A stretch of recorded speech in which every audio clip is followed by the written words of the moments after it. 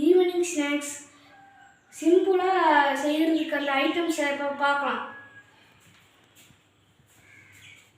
ஒரு சிட்டிக்கே வத்தப்பொடி, 2 டீஸ்பூன் கறி மசாலா, தேவையான அளவு உப்பு, ஒரு சிட்டிக்கே காயப்பொடி, 2 சிட்டிக்கே கடலை மாவு, 4 சிட்டிக்கே கார்ன்ஃப்ளவர் மாவு, 3 உருளைக்கிழங்கு சின்ன உருளைக்கிழங்குக்கு நான் எடுத்து வச்சுருக்கேன்.